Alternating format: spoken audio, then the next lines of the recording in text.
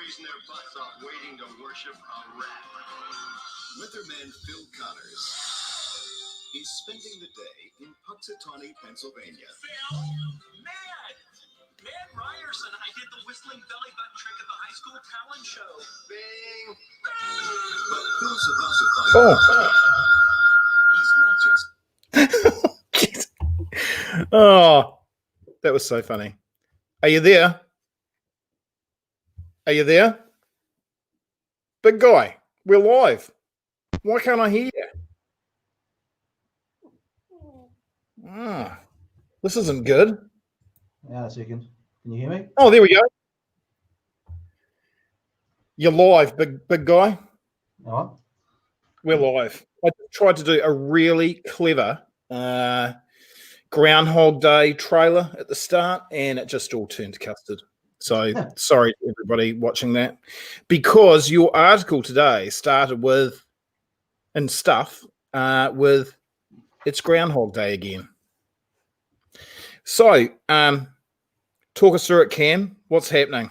Last time you spoke, you were pretty cautious. You still got that stance? Yeah, I guess the way I characterise it is that we're probably in round 3 or round 4 of a 12 to 15 match boxing match. You know, I still think it's pretty early days. You know, there was a lot of euphoria, a fair bit of pent-up demand over the months of June, July, a fair bit of excitement. Yeah, patting ourselves on the back. The team of 5 million did pretty well, but you know, I think realistically, COVID was always going to come back. I think I cheekily used the phrase a while ago. It's a little bit like trying to control the flow of drugs. You know, good luck. You know, you need people to be ultimately law-abiding citizens. You know, listen to, you know, lock things down. At the end of the day, not everybody's law-abiding. Yeah, so you know, I think we're going to see this it's another wave. We can get on top of this one, and that's a big if at the moment without too much damage. Odds are at some stage we're going to see another wave. So, you know, I think the next 12 months is still going to be pretty difficult. So you were talking through in your article today, which is very good, by the way. So some different numbers on what it costs each day. You know, the economy level 3, level 2. Can you just, for those that may not have got their article today, can you just recap on what that cost is to us? Yeah. So if we look at Auckland, for instance, in GDP terms, in GDP terms, gross domestic product, it's worth about 60 million a day. Yeah. So if you roll that out over 2 weeks, you know, 14 days, you know, the economic cost of Auckland is probably to the tune of about 850 million.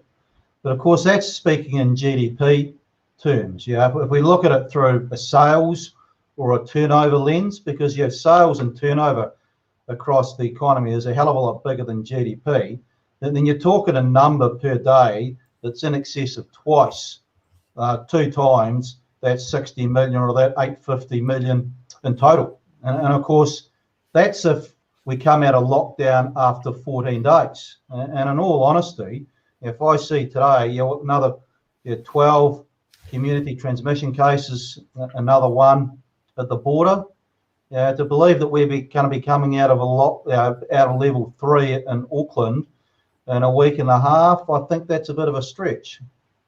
You reckon? Now, I think. Look, I'm not a health expert, but you know, my personal view is that we're probably going to face about a month in lockdown.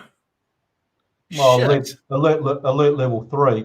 It's not the full Monty like before, so we've got a little bit of freedom. I guess the rest of New Zealand is looking nervously at what's going on as well, you know, because the rest of New Zealand's at alert level 2, and at alert level 2, excuse me, yeah, your economy is basically about 90% operational.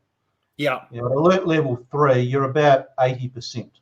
Now, obviously, some sectors are getting hit more than others. Yeah, so for the farming community, you know, the rural landscape across New Zealand, it's pretty well business as usual. But for anything involved in hospitality or face-to-face, and she's bound to be pretty tough, I think, for the next couple of weeks. And of course, we all navigated about one, but people ran down the discretionary cash flow, ran down the reserves. Caveat here, like if I have a look at the the deposit data at the banks, we've seen a bit of a surge in transaction and savings accounts over the last sort of few months. So that suggests to me that if firms have actually got a bit of a buffer. I wouldn't say that about every firm because it'll be on a case-by-case sort of basis. But it also suggests to me that firms have been planning. Firms have been sitting there and thinking, look, we're going to be pretty conservative. Any investment plans have been put on ice. So you built up that cash buffer just in case we need to go through a de facto lockdown part 2, which we're going through. It's not as bad as the first round, but it's still early days. Hey, by the way, if you are enjoying this, all my Facebook friends, you get this info for free. One way that you could help me is just by pushing the share button so others can see it. I'd be really grateful for that. Okay, can you talk me through those comments that were made by the guy from the Reserve Bank? What's his name? Baskand? No. Yeah, it's Deputy Governor Jeff Baskand, and it sort of didn't get picked up in the media, but he made a really important point in the speech. There was the obvious, such as, look, banks need to be looking after their customers. You're making sure the lending lines are still open. And what that sort of meant was that, don't be afraid of, you're writing a few more deals that might go a little bit, pear-shaped. You're probably going to be making less money over the next sort of 12 months. But what he also talked about was an eye to the future. And an eye to the future was not just about responding to COVID. It was thinking about more secular, bigger picture challenges. So if you think about banking, one of the big challenges we've got across the banking sector is onset of new competition in the form of digitization. So the banking landscape, I think, is going to change massively over the next 5 to 10 years. But you could take out the banking sector and put any other sector within the exact same script that Jeff Baskand uttered, and we get exactly the same broad nuances. Yes, respond to COVID. It's all about getting through this, trying to come out the other side. There's going to be opportunities galore for some sectors. For other sectors, there's not. It's going to be pretty hard graft. But every industry needs to be thinking about disruption through a more broader lens. Now, you think about what happened 15 odd years ago. I think it was about 15 years ago, Sean, when telecommunications, media, and information technology collided. Remember the old telecom? Yeah. It's walked into Spark. You have a look at what happened with the media, old school versus what's actually going across media today. And you start to think about, well, what sectors are going to collide in the future? Banking, IT, digitization. You think about energy, transport, and information technology. Let's ever think about farming and IT, technology in regard to plant-based burgers or this sort of stuff. We're going to see some massive secular changes going forward. So the big thing here is that firms, business owners, part of keeping your eye on the future is not just about responding to COVID today. And here's the irony: firms at the moment, I think, need to be taking more risk. They need to be innovating, because if you're not innovating, you risk getting massively disrupted. Now, ironically, at the moment, in a world of COVID, it's batten down the hatches, and you don't want to take on too much risk. Yeah, right. But actually, you should be taking risks. You should be actually trying to maybe change your business model. Hey, everyone, if you want to ask a question, feel free. Just put it in the comments line, just like our friend here, Russell Fricker. He asks, how many weeks do you think the wage subsidy part 3 will be? Thanks for your question, Russell. Well, I guess the answer to that is, how long do we think will be at alert level 2 or alert level 3 in Auckland? It's a moving target at the moment. We're going to get an announcement in just over a week in regard to whether we come out of alert level 3 in Auckland or alert level 2 across the rest of the country. Would I be betting big that we'll be coming out of that alert level? The answer is no. I'd hope we do, but hope is not a strategy. I'd be putting a risk management framework around this and starting to think about, what if lockdown does go on for a month or so, which I think is probably the more realistic scenario. So good news here is that the government has stood up and said immediately, we are going to roll out something. Now, what that something is going to be We'll find out early next week. Tell me this. This might sound like a weird question, but like with the world economy, you get different countries that are going and usually through different stages, right? There might be one country that's in really bad shape, and then another country that's doing okay. But here, of course, you've got everything kind of happening at once, where everybody is kind of battling and getting different debt levels. How does that affect like the world economy recovery when everybody's going through this at once? Does that make sense? Probably a dumb question, but yeah. Well, I guess the way I think about it is that the global economy is taking a big hit. Yeah, but it's the punch is being dished out to different jurisdictions, different countries around the globe are a little bit different. So not everybody's getting some countries are taking an uppercut, some countries are getting sort of punched in the stomach, that sort of stuff. But it's not what you call a strong environment. It's a weak environment. And the global, how's China going? Well, China's okay, but China needs to sell all the stuff into America. Yeah, right. Because, so I don't think Americans are going to be buying too much. Interesting thing, what we've seen today, I was up to date in New Zealand, is that through alert level 1, the global slowdown didn't really hit us. Commodity prices, which are a pretty big channel, held up remarkably well. The longer we get into this deep, protracted slowdown, or put another way, the longer COVID stays around, the more you're going to start to see an impact on consumer spending trends.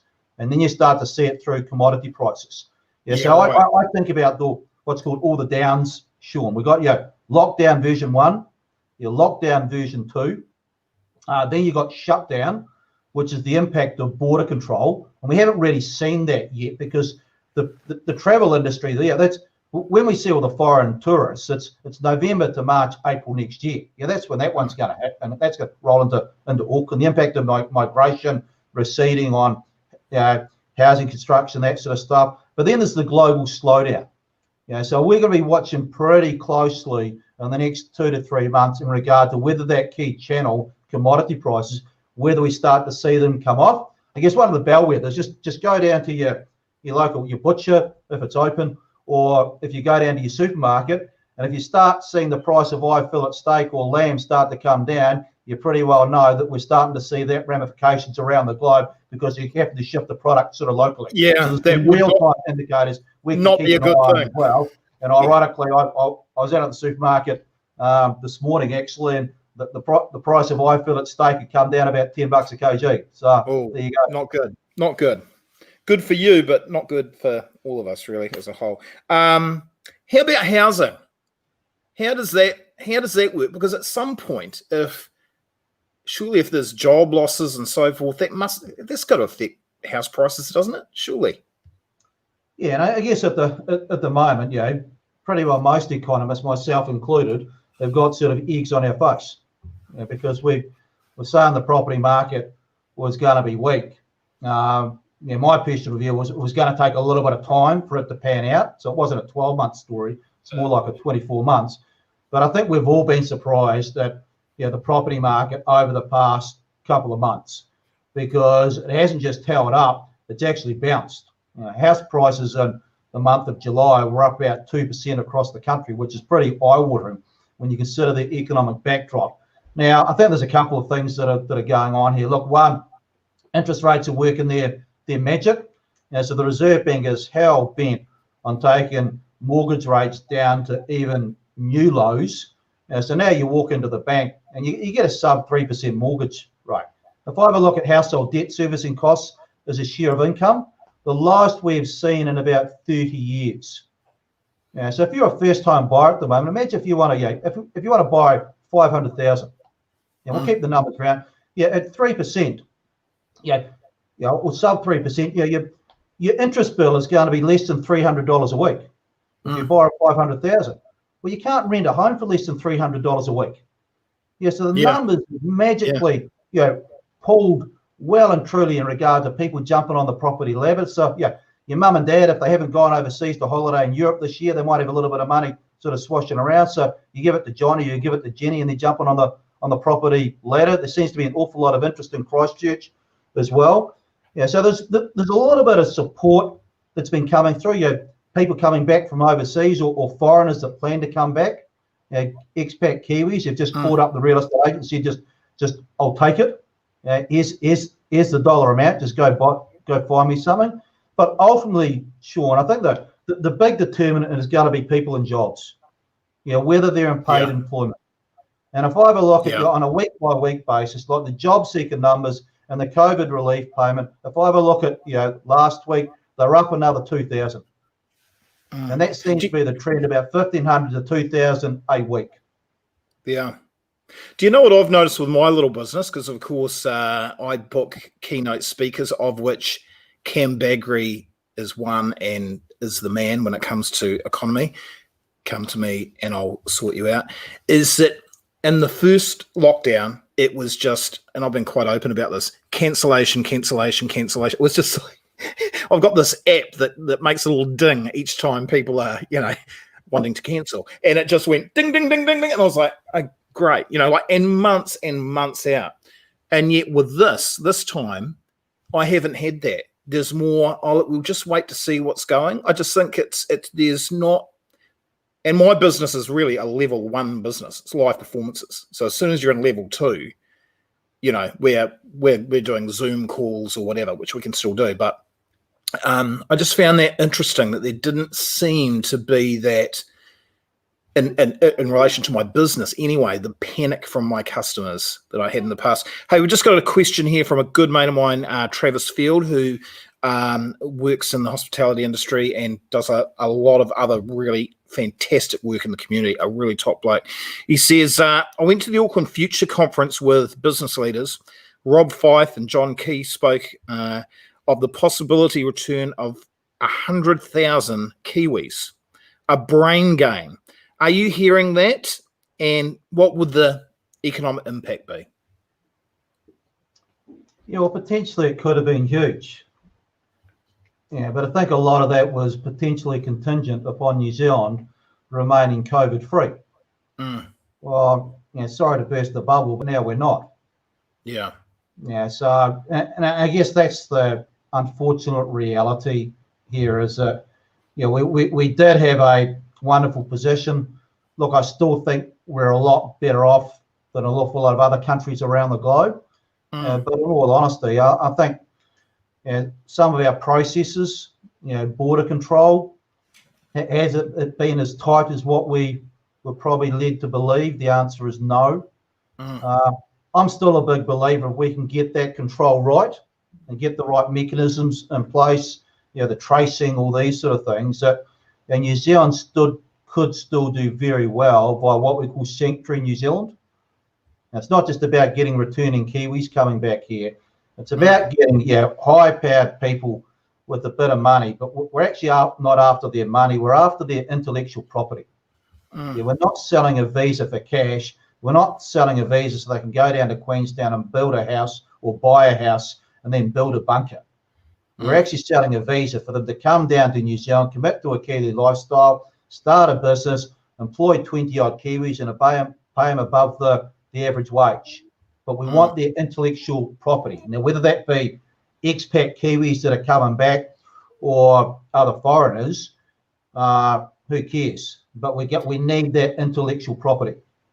Hey, tell me this. I mean, we have this thing about eradicating it, right? So we thought we'd done it 102 days or whatever. It comes back.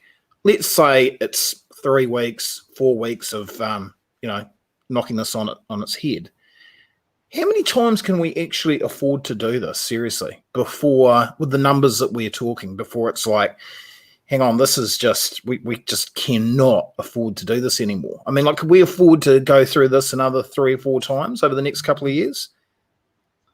Well, it would depend on the intensity of them. Yeah. So if I have a look at, the next level of wage subsidy is probably going to cost, I suspect, somewhere between 1 to 2 billion. Yeah. Now, to put that in the overall scheme of things, the first 2 are up around 13 to 14. So we're a long way away from that. But of course, what we're going through at the moment, it's a moving target. Still early days. We're hoping for the best, but prudent risk management suggests to me you take a different approach and you cover off all the bases in regard to where we could be going forward. Anything else we want to cover off? Oh, I'm just telling everybody I'm dealing with at the moment. Just be realistic. Once again, hope for the best. Yeah. But plan otherwise. I still think New Zealand's in a pretty good space in regard relative to an awful lot of other countries around the globe. We're wearing what's called one of the cleanest of all the dirty shirts. So you're a little bit less spotted than others. But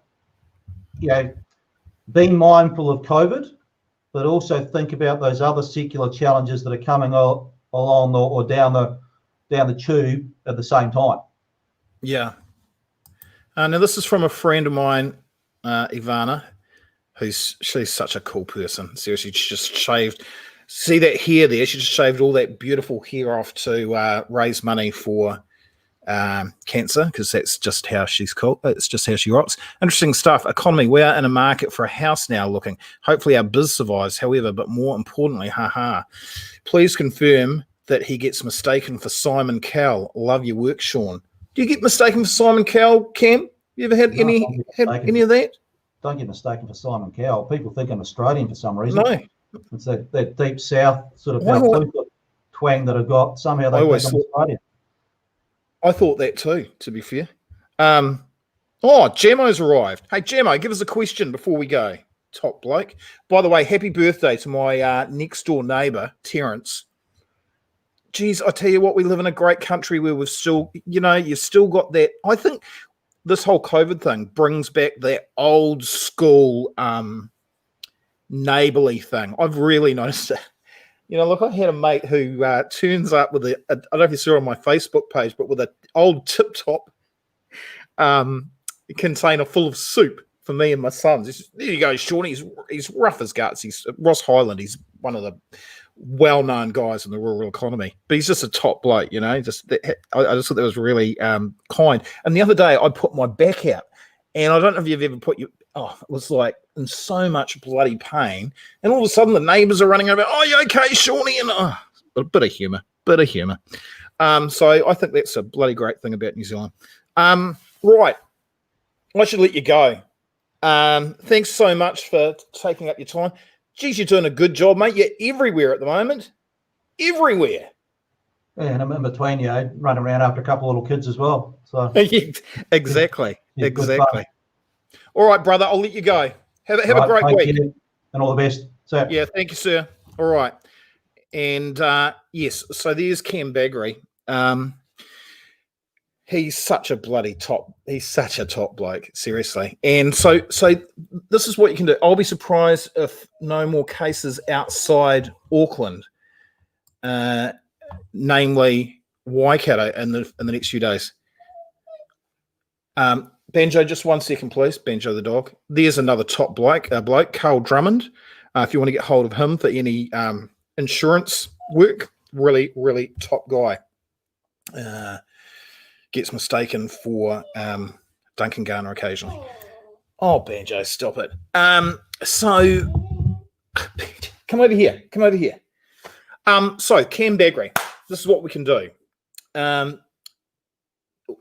client of ours, and he won't mind me saying this because I got a testimonial of him, John Calder, who's a top bloke, really great guy. Should check his CV out. It's remarkable. But he got Cam Bagrie in for the day and to talk to his staff. He had the option to get his customers in as well. And thank you too, Travis. Have a good week, mate. And you just bring him in and you pay for him for the day, and it's not a huge fee. And you can go, right, we want you to do some research and tell us what's likely to happen in our industry over the next 12 months. We want you to talk to our staff. We want you to do some really small sessions with our top clients. And then we want you to bring in everybody, all of our clients, and do a big session for them. So you basically pay for the day, and he comes in and just knocks it out of the park. He's so good, seriously, and not as expensive as you may think. So get hold of essentialtalent.co.nz. The other big thing at the moment, of course, is mental health and building resilience in your teams. It's really important. And I know as a business, you'll be going, well, you know, that's a cost that I can't really afford right now. That's true. A cost that you can't afford as well is a team that is struggling with mental health and with productivity. And so it's for a very small investment, you can get somebody that can talk to your team, whether it's on a Zoom call or whether it's, you know, in some markets face-to-face. We can sort that for you. We've got a really well-known person in New Zealand talking to people in Hong Kong this week on a Zoom call. So it's getting exciting. It really is. It's going to be a lot of fun. I think that's it. I've got to go and feed the dog. I hope you have a cool week. I really do. And don't be scared if you're battling a bit to go and, you know, pick up the phone and go and try and get some help or catch up with some really good friends and have a chat to them, because, you know, the team of 5 million, some may think that it's a bit cliched and so forth, but, you know, that really is what it is. And the thing is, you don't need to feel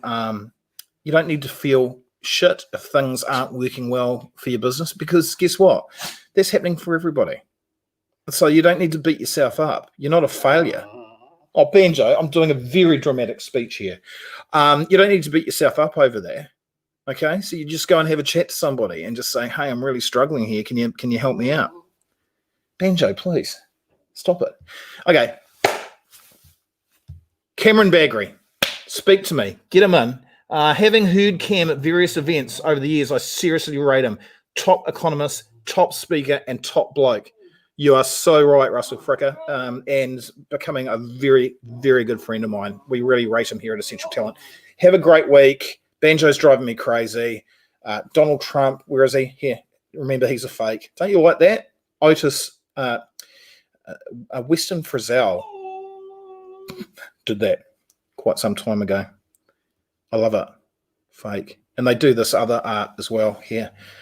Weston Frizzell. I think they get frustrated because, I don't frame it. And they go, God, Shawnee, can't you just frame that? By the way, Otis Frizzell's birthday today. Happy birthday, Otis, you bloody legend. As I said on his Facebook page, happy birthday to a creative, a kind, and a cool person. What a great guy. And we'll leave the last words to Ivana, Banjo. All right, have a great week, team. You've got this. You've bloody well got this. See you later. Bye.